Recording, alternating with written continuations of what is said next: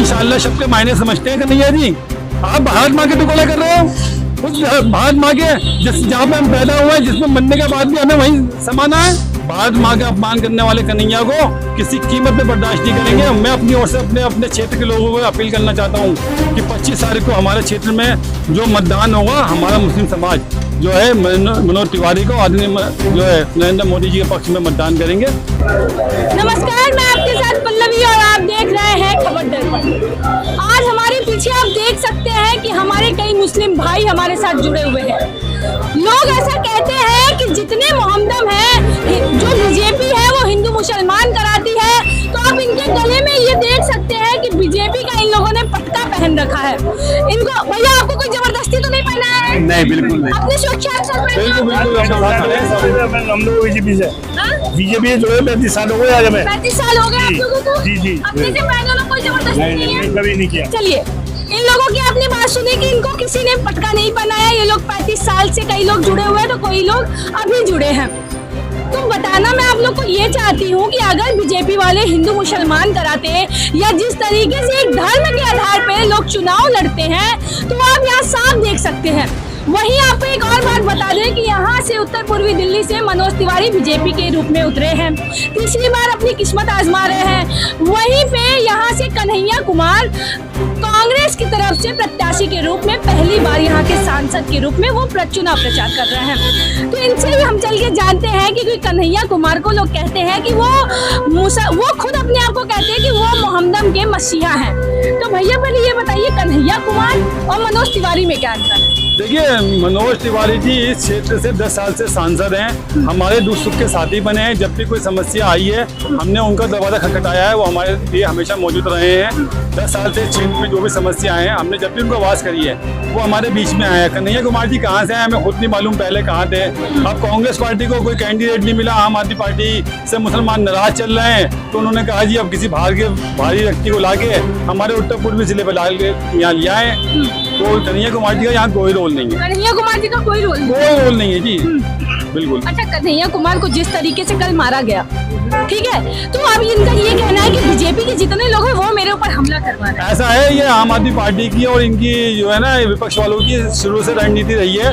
केजरीवाल जी को भी किसी ने तमाशा मारा था, तो वो खुद ही अपने लोगों से तमाशे पड़वाते हैं हाईलाइट होने के लिए, चुनाव जीतने के लिए। वो कोई भी हरकंडा अपना लें, वो अपनी सफल नहीं हो पाएंगे और मुस्लिम समाज को बेवकूफ नहीं बना सकते। 60 साल से देश के अंदर कांग्रेस की सरकार रही है केंद्र में, आज तक मुसलमानों को कुछ नहीं दिया, सिर्फ टांगा दिया, चाय की दुकान दी, बेल ठेला दिया, एजुकेशन से दूर रखा। और अब जब नरेंद्र मोदी जी की सरकार आई है 10 साल में, एक योजना सिर्फ मुझे बता दे कोई कि जिसमें उन्होंने ये कहा हो कि इसमें अल्पसंख्यक विशेषकर मुसलमान इस पॉलिसी से दूर रहेगा।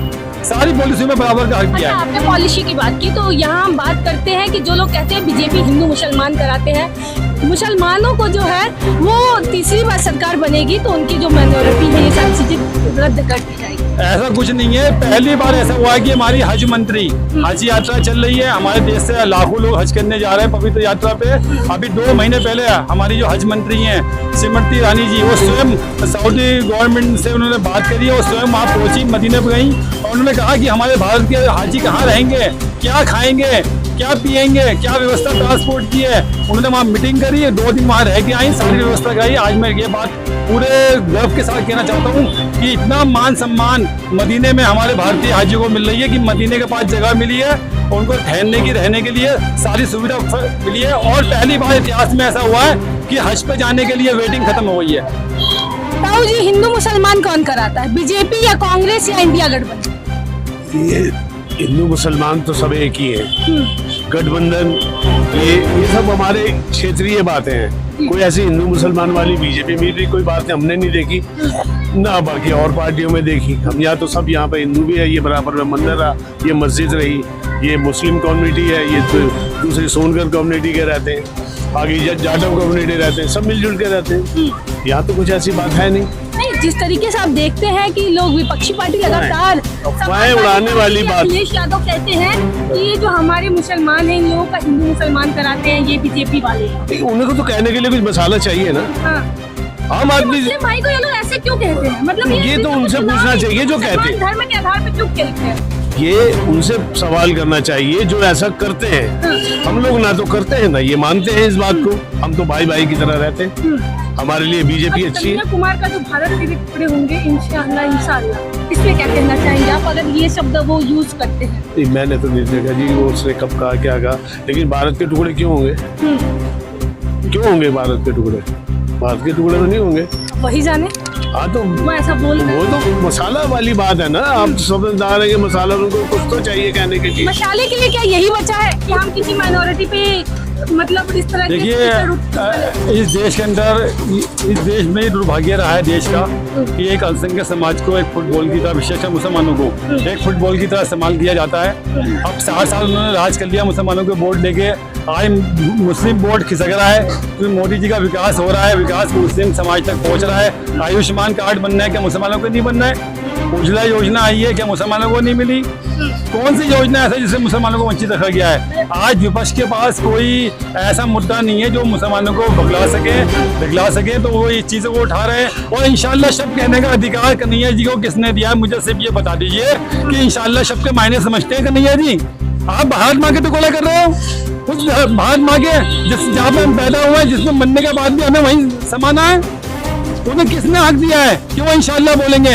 किसने उनको हक दिया है कि मुसलमानों को बदनाम करेंगे? और मैं अपने आपके चैनल के माध्यम से उत्तर पूर्वी दिल्ली नहीं, पूरी दिल्ली के मुसलमानों से अपील करना चाहता हूँ कि दोस्तों एक बार फिर आपको टारगेट पे विपक्ष वाले आपको लाकर और ये राजनीति करना चाहते हैं। हमारे जो इस्लामी शब्द हैं इंशाल्लाह किससे कहता है? एक प्रॉमिस होता है कि इंशाल्लाह मैं वादा करता हूँ इस काम को मैं पूरा करूंगा। उसके लिए आप भारत माँ का अपमान कर रहे हो। भारत माँ का अपमान करने वाले कन्हैया को किसी कीमत में बर्दाश्त नहीं करेंगे। मैं अपनी ओर से अपने क्षेत्र के लोगों को अपील करना चाहता हूँ कि 25 तारीख को हमारे क्षेत्र में जो मतदान होगा, हमारा मुस्लिम समाज जो है मनोज तिवारी को आदरणीय जो है नरेंद्र मोदी जी के पक्ष में मतदान करेंगे।